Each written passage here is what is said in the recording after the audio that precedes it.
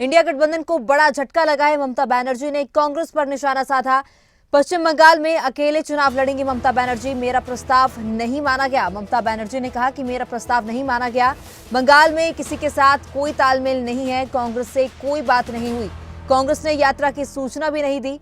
बंगाल की सभी लोकसभा सीटों पर टीएमसी चुनाव अकेले लड़ेगी। हम अकेले बीजेपी को हराएंगे। विपक्षी एकता को बड़ा झटका लगा है।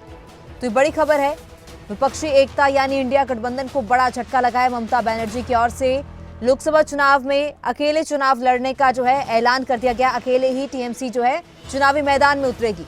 उन्होंने कहा कि विपक्षी एकता को बड़ा झटका लगा। उन्होंने कहा कि हमें कांग्रेस की यात्रा को लेकर भी कोई जानकारी नहीं दी गई और मैंने बहुत सारे सुझाव दिए, मेरे सुझाव भी नहीं माने गए। तो इस तरह जो है ममता बनर्जी की ओर से बड़ा फैसला लिया गया है।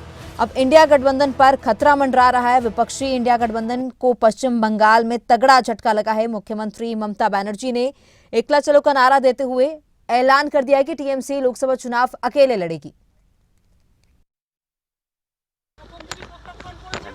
তখন থেকে আমাদের দল সিদ্ধান্ত নিয়েছে আমরা বাংলায় একা চলব। ইভেন ওরা যে আজ থেকে র্যালি করেছে আমাদের একবার অ্যাজ এ ম্যাটার অফ কার্সি আমি ইন্ডিয়ান অ্যালায়েন্স আমাকে একবার জানিয়েছে দিদি আপনার রাজ্যে যাচ্ছি না, জানাইনি। সুতরাং আমার সাথে কোনো সম্পর্ক নেই বাংলার ব্যাপারে। অল ইন্ডিয়ায় কী করবো না করবো আপনার ইলেকশন ভাববো। আমরা সেকুলার পার্টি, আমরা বিজেপিকে হারানোর জন্য যা করার করবো। কিন্তু এখন কোনো চর্চা নেই, মিথ্যে কথা, অ্যাবসলিউটলি রং। মিথ্যেটা আমি বলবো না, বলতে অ্যাবসলিউটলি রং।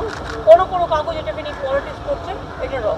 আর একটা কথা বলে দেয়, কাজল শেখকে নিয়ে অনেকে পলিটিক্স করেছে। ও তো জেলা পরিষদের সভাধিপতি আছে, আর ওকেও দুটো দায়িত্ব দেওয়া আছে নাটুনকে দুটো। এত মিথ্যে কথা আপনারা কেন বলবেন, কেন লিখবেন? দিদি শেখ শাহজাহানের বাড়িতে ফের ইডি রেড হলো আজকে। দিদি জোটে থাকবেন কি?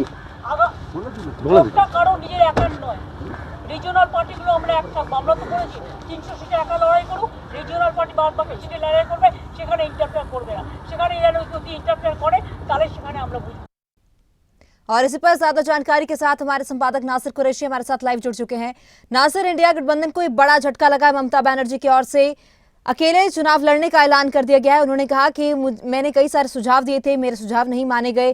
कांग्रेस की यात्रा को लेकर भी बंगाल में जो है मुख्यमंत्री को कोई जानकारी इस बारे में नहीं थी। तो इन सब चीजों को देखते हुए ममता बनर्जी की ओर से बड़ा फैसला लिया गया है।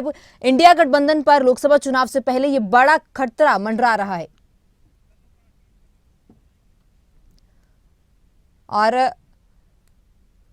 करेंगे अपने संपादक का रुख। आपको बता दें कि ममता बनर्जी की ओर से बड़ा फैसला लिया गया है। पश्चिम बंगाल में टीएमसी अब अकेले ही लोकसभा का चुनाव लड़ेगी।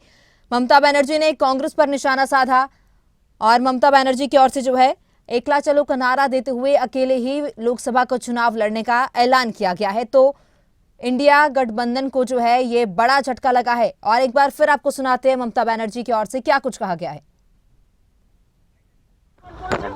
তখন থেকে আমাদের দল সিদ্ধান্ত নিয়েছে আমরা বাংলায় একা চলবো। ইভেন ওরা যে আজ থেকে র্যালি করেছে আমাদের একবার অ্যাজ এ ম্যাটার অফ কার্সি আমি ইন্ডিয়ান অ্যালায়েন্স আমাকে একবার জানিয়েছে দিদি আপনার রাজ্যে যাচ্ছি না, জানাইনি। সুতরাং আমার সাথে কোনো সম্পর্ক নেই বাংলার ব্যাপারে। অল ইন্ডিয়ায় কী করবো না করবো আপনার ইলেকশন ভাববো। আমরা সেকুলার পার্টি, আমরা বিজেপিকে হারানোর জন্য যা করার করবো। কিন্তু এখন কোনো চর্চা নেই, মিথ্যে কথা, অ্যাবসলিউটলি রং। মিথ্যেটা আমি বলবো না, বলতে অ্যাবসলিউটলি রং। কোনো কাগজ এটাকে নিয়ে পলিটিক্স করছে, এটা রং। আর একটা কথা বলে দেয়, কাজল শেখকে নিয়ে অনেকে পলিটিক্স করেছে। ও তো জেলা পরিষদের সভাধিপতি আছে, আর ওকেও দুটো দায়িত্ব দেওয়া আছে নাটুনকে দুটো। এত और हमारे साथ हमारे संपादक नासिर कुरैशी लाइव जुड़ चुके हैं।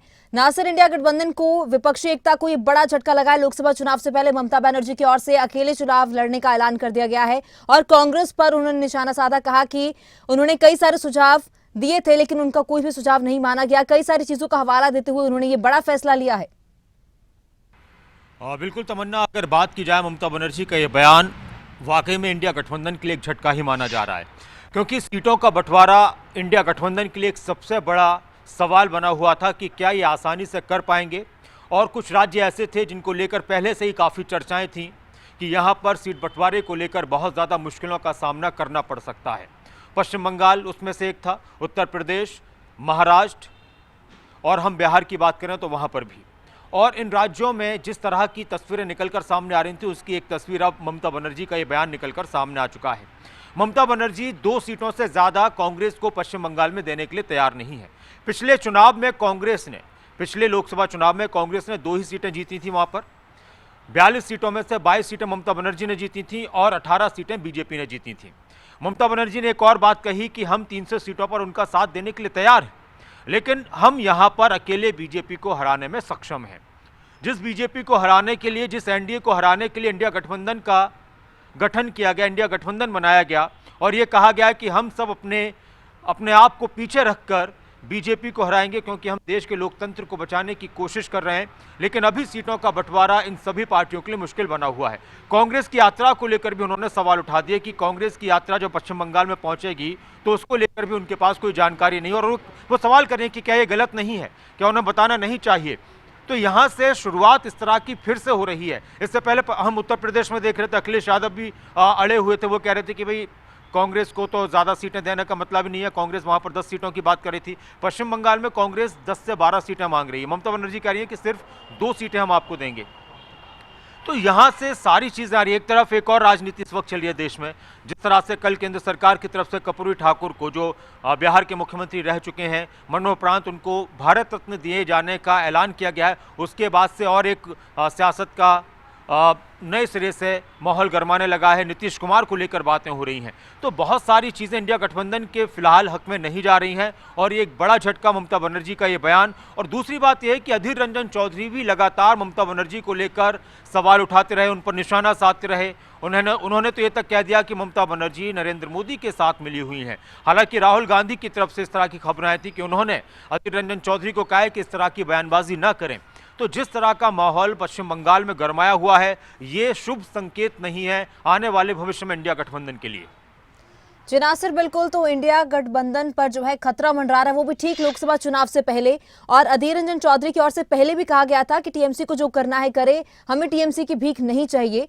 तो जिस तरह से अब भविष्य पर संकट मंडरा रहा है इंडिया गठबंधन के, किस तरह से असर इस पर पड़ सकता है लोकसभा चुनाव से पहले? क्योंकि बंगाल की अगर बात करें, बंगाल में ममता बनर्जी ने साफ मना कर दिया कि वो टीएमसी खुद ही जो है लोकसभा चुनाव के लिए अकेले मैदान में उतरेगी, इंडिया गठबंधन वहां पर नहीं होगा।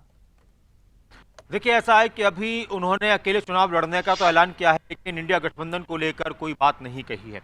उन्होंने कांग्रेस के प्रति नाराजगी जताई है और कांग्रेस पर उन्होंने सवाल उठाए हैं, कांग्रेस को उन्होंने घेरा है।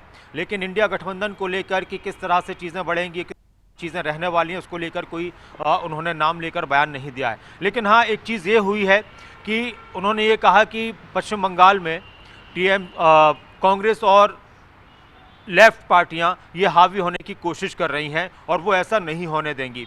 तो यहाँ से एक बात ये आती है कि जब हम 4-5 राज्यों की बात करते हैं जहाँ पर ज़्यादा सीटें हैं, जिसमें पश्चिम बंगाल भी एक है, बिहार भी एक है और उत्तर प्रदेश भी एक है, तो वहाँ पर अगर सीटों का बंटवारा नहीं होता है, वहाँ पर ये पार्टियाँ चुनाव मिलकर नहीं लड़ती हैं, तो ये फिर इंडिया गठबंधन के लिए बिल्कुल भी फायदेमंद नहीं रहने वाला।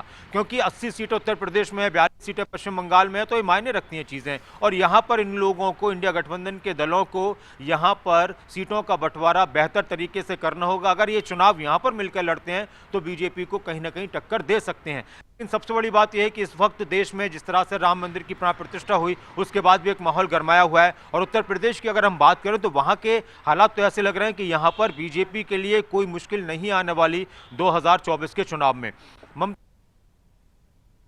वक्त में अब इसको किस तरह से ये संभाल पाएंगे इंडिया गठबंधन की जो भी पार्टियां हैं, या कांग्रेस पार्टी की तरफ से क्या प्रतिक्रिया आती है, क्या कांग्रेस पार्टी अपनी तरफ से कुछ कदम पीछे हटने की कोशिश करती है। एक बात ये भी आ रही थी कि कांग्रेस पार्टी को लेकर राजनीतिक जानकार ये भी कह रहे थे कि इंडिया गठबंधन को आगे बढ़ाए रखने में कांग्रेस